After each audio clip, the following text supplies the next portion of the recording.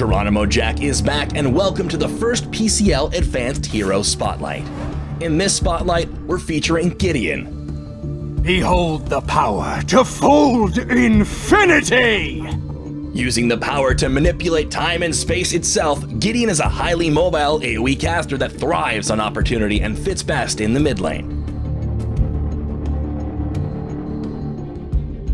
Gideon's first ability, Cosmic Rift, rips open the sky to drop a giant meteor on top of his foes. Cosmic Rift has one of the longest ranges in Paragon and is mainly used as a poke ability to wear down the health bar of his enemies. Torn Space is a mid-range teleport ability that takes advantage of Paragon's verticality. Use Torn Space to close the gap on the enemy, position yourself to initiate your ultimate, and escape from bad situations. One of the cool things about his portal is that his allies can actually go through it as well by jumping into it. You can use this to save your teammates or even help them initiate into a team fight. Torn Space can also be used to traverse the map in ways other heroes of Paragon can't. You can actually use Torn Space to clear the wall from the white camp by river buff into the river, escape a gank by jumping onto the pillar into the mid lane, or jump over the wall in the weak side jungle both ways. Burden is a targeted tether that slows while dealing a little bit of damage over time. Burden's a great multi-use ability that will help you land your rocks, peel the enemy off your allies, or keep someone in range while you chase them down. Even though it is a target ability, it does have a slight delay, so you may have to lead your shot in order to land it.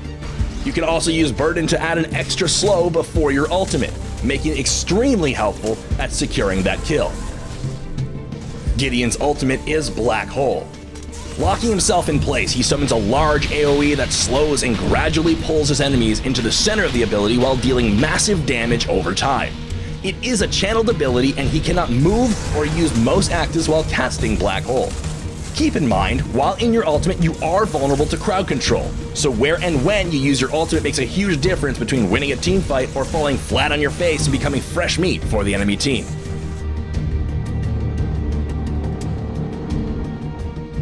Gideon thrives when he goes up against teams that lack a hard crowd control ability like Dekker's Stasis Bomb or anything that stuns.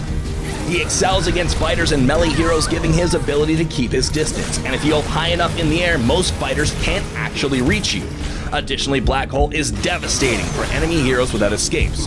Look for targets like Sparrow, Murdoch, and Bellica. Gideon's ultimate is best used as a cleanup tool because Gideon is so vulnerable while using his ultimate, you want to be patient and wait for the other team to use their stuns and CC abilities.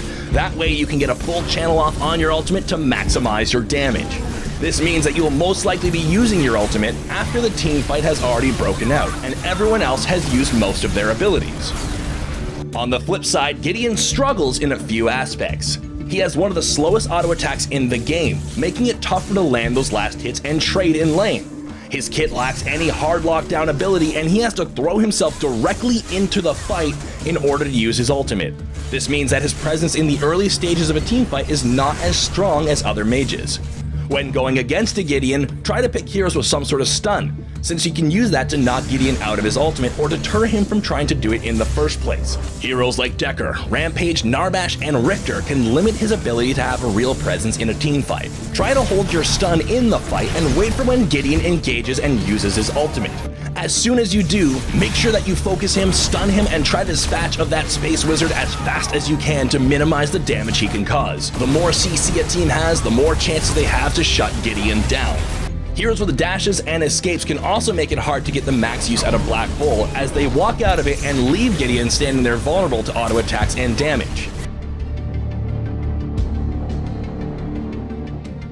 Because Gideon has such a long delay on his auto attacks, getting those last hits can be a little tricky. The key is to actually start the auto attack way before you really need to.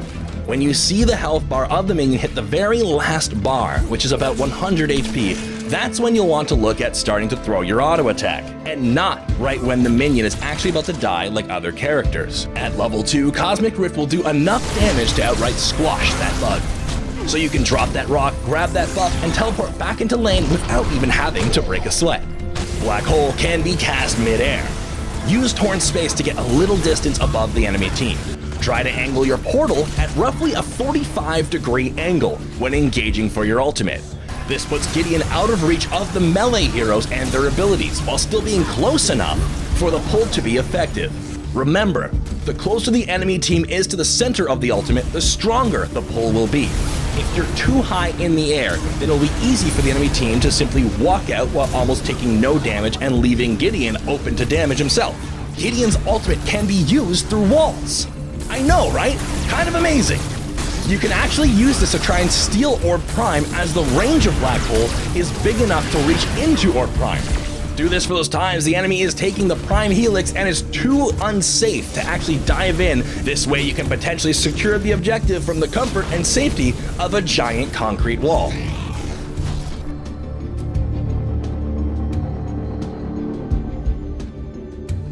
For Gideon, generally you want to try and find cards and items that will maximize your DPS. Power and ability pen are pretty much the main two stats you will need.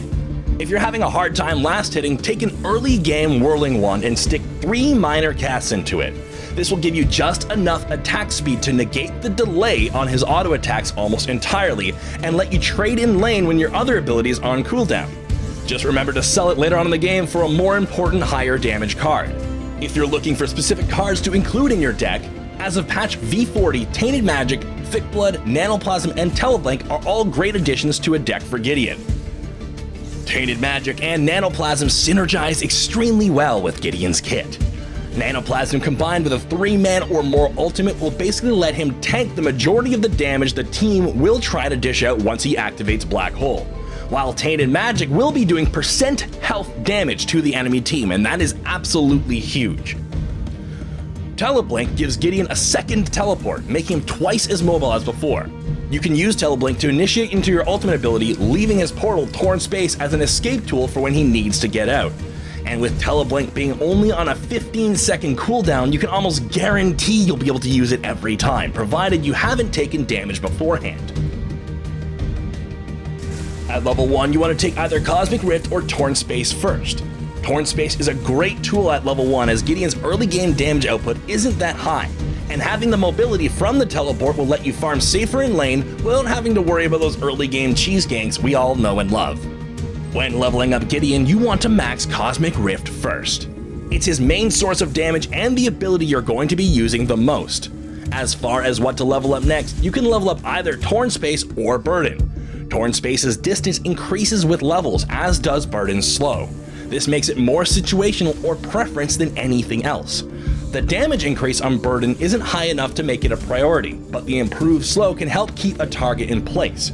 Likewise, having the increased distance on Torn Space can be really clutch in the right situation. That's going to be everything for today. Hopefully now you'll be able to get that extra edge on the competition and grab that win you're looking for. If you're looking for specific builds, guides, gameplay, or the latest VODs from the PCL, make sure to subscribe to the channel and keep an eye out for the next video coming soon. Until next time, I'm GeronimoJak signing up for the PCL, and I'll see you in Agora.